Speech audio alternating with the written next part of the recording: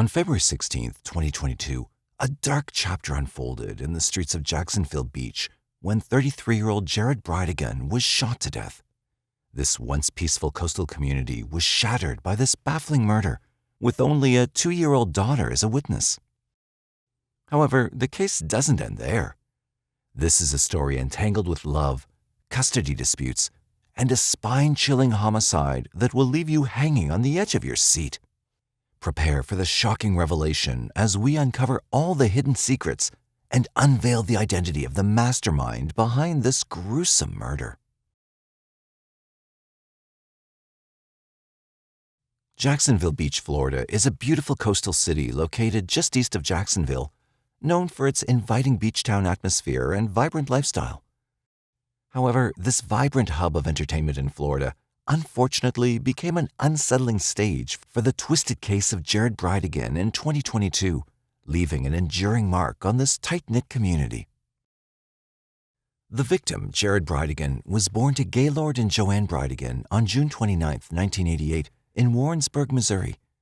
At a young age, he relocated with his family to Jacksonville and later graduated from the Douglas Anderson School of the Arts in 2007. He pursued higher education at Utah Valley University and earned his BS degree in digital media with a focus on cinema production in the spring of 2014. Jared had a long-time interest in videography and was an accomplished user experience designer, serving as senior UX designer at Canopy, director of UX at Web.com, chief technology officer at Clean Simple Eats, and was finally a senior design manager at Microsoft. In addition to his professional career, Jared's first marriage was to Shauna Gardner in 2010, with whom he had twins, Liam and Abigail. Unfortunately, their once promising family life took a downturn due to personal reasons, leading to their eventual divorce in 2015 after 5 years of marriage. Despite the divorce, Jared and Shauna maintained an amicable relationship, and he often visited his twin children at her home. 2 years later, in 2017, Jared discovered happiness once more when he crossed paths with Kirsten Bridegan through a dating app. Their connection was instant, and they tied the knot later that same year in October. And 2 years down the line, in August 2019, the couple celebrated the arrival of their first child, Bexley. And in 2021, they welcomed their second child, London. Thank you, that's beautiful. It's a great picture, Daddy. I moved your flower. I see it, that's a beautiful flower. On the other hand, Shauna got remarried in 2018 to a man named Mario Fernandez Saldana. Life seemed to be improving for the father of 4, with his family content and a fulfilling new job at Microsoft. However, as the saying goes, good things don't always last, and little did anyone know that Jared's life was on the brink of collapse. It all happened on the evening of February 16, 2022. Jared Bridegan had just dropped off his 9-year-old twin son and daughter at his ex-wife's home in Ponte Vedra Beach. He was on his way back to his residence in St. Augustine, which was about 26 miles from Shauna's house. He was with his 2-year-old daughter Bexley in the car when he encountered a tire obstruction near the exit of the Sanctuary neighborhood. It was near about 8 in the evening when he pulled the car over and got out to clear the tire from the road. However, it was that moment that Jared's life took a dreadful turn. As his Volkswagen Atlas's hazard lights continued to flash, Jared attempted to remove the tire with his daughter Bexley secure in her car seat. Suddenly, an assailant approached and mercilessly shot Jared multiple times in front of his terrified daughter. The still and quiet atmosphere after the gunshots was disrupted by a series of phone calls to Jared, which remained unanswered for quite some time until someone finally picked up. It turned out to be Jared's wife Kirsten on the line, but the person who answered the phone wasn't Jared. It was a police officer. He reassured Kirsten that their 2-year-old daughter Bexley was safe, but urged her to come to the police station immediately. Kirsten hurried to the police station where she found her daughter Bexley quietly coloring in a book. The devastating news of her husband's fatal shooting shattered her world. Meanwhile, the police were delving deeply into the investigation, fully aware that this case presented a formidable challenge. At the crime scene, they discovered Jared's wallet, watch, wedding ring, and his phone. Additionally, handgun shell casings were found at the scene, and alarmingly, the police observed that the bullets had also struck the interior of the vehicle within close proximity to where Bexley had been seated. Nevertheless, all this information proved insufficient for the investigators, who desperately needed more crucial evidence to solve the case. Several weeks after the murder, the police identified a dark-colored Ford F-150 truck as a vehicle of interest, which was spotted on the road at the time of Jared's murder. However, as the months passed, no significant breakthroughs were reported in the case. During this time, a reward offered by First Coast Crime Stoppers continued to grow, initially standing at $8,000 in the days following Jared's death and eventually reaching $50,000 by May 9, 2022. As time elapsed, the police's working theory revolved around the notion that Jared's murder was an ambush. Initially, it was considered a potential carjacking gone wrong, but the impeccable timing and location increasingly pointed towards a carefully planned attack. Detectives began to suspect that the assailant knew Jared well, his route home, and the precise time he'd be at that location. Yet this was merely a hypothesis, lacking a definitive conclusion. The case hung in limbo, leaving Jared's family desperate for answers and justice. We will find them and they will be held accountable. His family and friends held a vigil last week begging for someone to come forward. I have an odd sense of justice is coming. Doesn't mean I'm not going to stop fighting for it, because I think that's important. I think it's important that everyone keeps fighting for it, especially in this community where it happened. But I feel like it's coming. His widow still holding on to hope for a break in the case. While the police diligently pursued their investigation, delving deeper into the case each day, Kirsten refused to remain idle. She took matters into her own hands, printing out images of the car of interest and even creating an Instagram page dedicated to seeking justice for her late husband, Jared Bridegan. Nevertheless, the case remained unsolved, and 6 months had passed since the murder. In August 2022, the case regained momentum when a 61-year-old man named Henry Teenan was arrested on a felony driving charge. He caught the attention of the police handling Jared's case because he drove a vehicle resembling the one they were searching for. Once in custody, authorities questioned him extensively about Jared's murder. So here you are in the truck back in January of this year, end of January, and you're on A1A out in Ponte Vedra. So here's what's up. Today's the most important day of your life, all right? I'm gonna shoot you straight. You got tough decisions to make, but there's really only one right answer. Do you have a conscience? I think so. I think so too. Ain't nothing else I can give you. I don't think I need an attorney. After many in-depth discussions and interrogations with Henry Teenan, the detectives reached a conclusion. 4 months later, on January 25, 2023, Henry Teenan was arrested on murder charges related to Jared's death. In court a few weeks later, he entered a plea of not guilty to counts of second-degree murder, conspiracy to commit murder, accessory after the fact, and child abuse. Can we have Henry Teenan, please? Mr. Teenan, if you'll approach the front of the courtroom and stand in front of the podium. Sir, your attorney, Mr. Bodie, is on Zoom. If at any time you need to speak with him, please let me know. You're here on a warrant that was reviewed by Judge Carbula. She has already determined probable cause for the charges of murder in the second degree, conspiracy to commit murder in the first degree, accessory after the fact to a capital felony, and child abuse. She has set your bonds at no bond, $500,003, $500,003, and $500,003. I'll appoint the public defender's office on this case and pass your case to circuit court on February the 16th. The latter count concerning the endangerment of Bexley when her father was killed. However, his plea appeared bleak at best, given the mounting evidence against him. While the details weren't fully disclosed, it was almost certain that he wouldn't be released. Now, the perpetrator was behind bars and the case was over, right? No, it was far from being over. The arrest didn't signal the end of the tale. In fact, the case had just reached its climax, and the startling twists were only beginning to reveal themselves. Melissa Nelson, state attorney for Florida's 4th Judicial Circuit, stated that authorities believed Henry had pulled the trigger, but felt that he didn't act alone. Their investigation was ongoing, indicating there might be more to the case than initially met the eye. And during an interrogation, Henry revealed something that further fueled their suspicions, leading them closer to the truth. Investigators came to know that Henry had been a tenant in a Jacksonville property owned by Mario Fernandez Saldana, the current husband of Jared's ex-wife, Shauna. This revelation marked a significant turning point in the case, with detectives now focusing their attention on Mario. Additionally, Shauna couldn't escape the scrutiny of the police, raising suspicions about her involvement as well. Now it was time for the police to talk to Mario and Shauna. When interviewed, Mario denied any involvement in the murder, a statement echoed by Shauna as well. As her innocence has come into question, Shanna Gardner spoke to me in the only TV interview she says she'll be doing to tell her side of the story. I do want people to understand. Did you have anything to do with Jared's murder? No, I did not have anything to do with his murder. Do you have any idea who might have done this? I do not have any idea.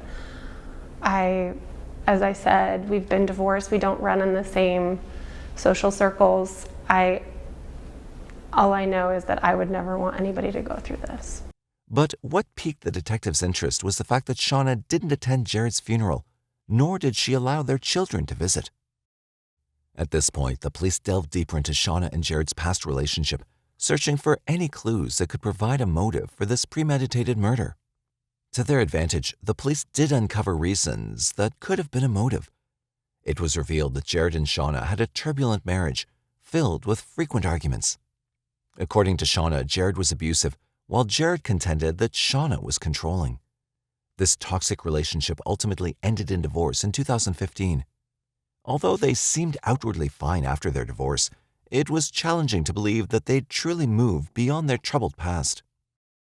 While Shauna's hand in the crime was being questioned, an arrest warrant was issued against Mario. The specific evidence behind it wasn't disclosed until March 16, 2023, when Mario was arrested and indicted by a grand jury on charges of first-degree murder, conspiracy to commit murder, solicitation to commit a capital felony, and child abuse. Authorities revealed that they discovered 3 handwritten checks from Mario among Henry's bank records, obtained in October 2022. Although both suspects' warrant affidavits were heavily edited, they highlighted discrepancies in Henry's initial claim that he'd spoken to Mario only once in May after his lease ended in February 2022. Contrary to his statement, phone records showed 35 phone contacts in February, 30 in March, and several more in May and June. Meanwhile, just before Mario's arrest, Henry pleaded guilty to second-degree murder with a weapon and agreed to testify truthfully against any accomplice. Then, on August 17, 2023, 36-year-old Shauna Gardner was arrested at her parents' residence in West Richland, Washington, for the first-degree murder of her ex-husband.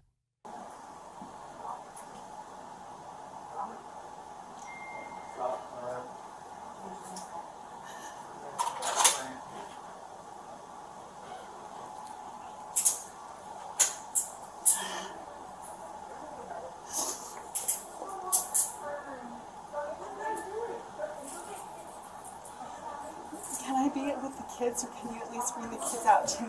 Yeah, we'll have to talk to these officers inside, okay? I have to be. Marla, my neighbor, has temporary. I'm here, Shanna. I'm outside. Oh, they're gonna call you. You want to get some shoes? Oh, yeah, probably. Can I? Get some shoes for her. You want me to go get her the shoes? I'll get the shoes. Here's the shoes for her.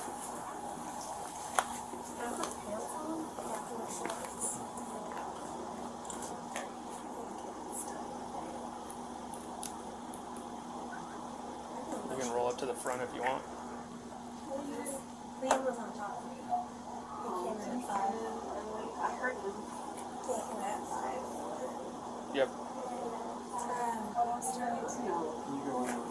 You're all good with that? Oh, is that okay? So I still give it in. You guys over there going back in? You go ahead, go on the kids. Yeah. Thank you. Oh, sorry. Do you want me to go get her pants? Abby? Oh, no. I say, you have orders on the Instagram that I was managing for you. You have orders to just have Grandma help you get into Where are your jeans, Mom? I know where they are.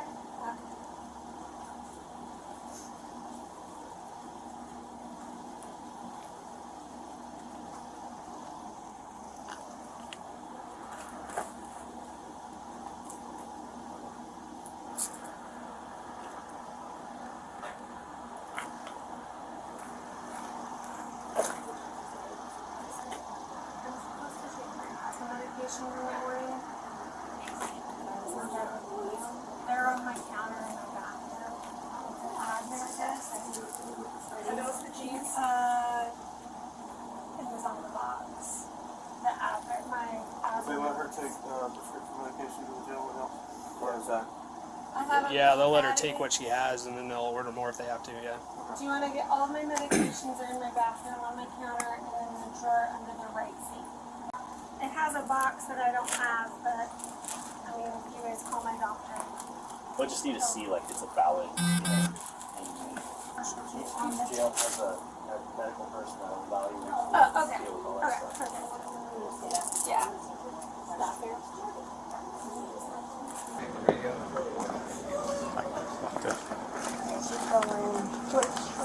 It's gonna be the white vehicle back there.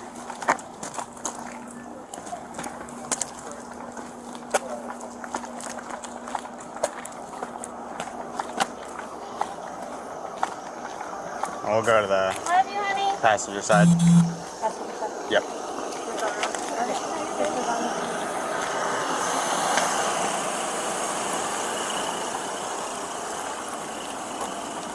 Best stop.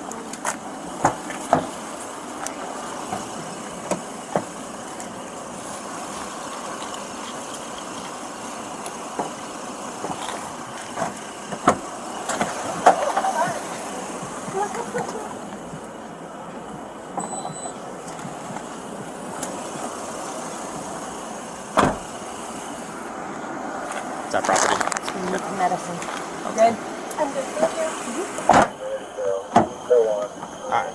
We're gonna bring you inside real quick, get you out of the warm car, right?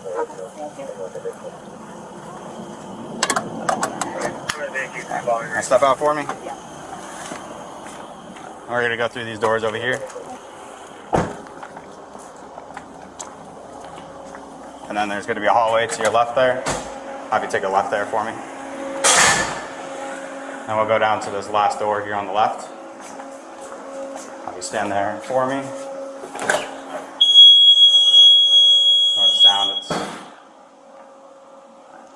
And I'll have you take a seat over here. And what I'll do, actually, if you want to face the wall for me.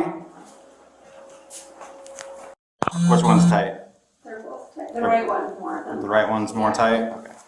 But it's okay if it's. I'll loosen it a little bit.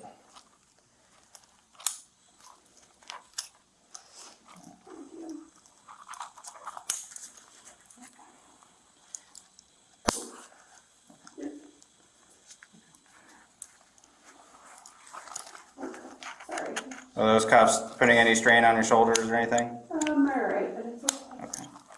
Well, I'll get you down to jail as soon as possible, and then we'll get you out of these cuffs. How far away is the jail? Probably about 10-15 minutes. 10 minutes, but there's a bunch of construction, so. I feel bad. Do you want me to grab this and put it in the trash? No, we'll get it for you. That's all right. Do I need to take my water? Do you want any more water before we go? Sure. You want a little bit left? I'm just trying to throw it out.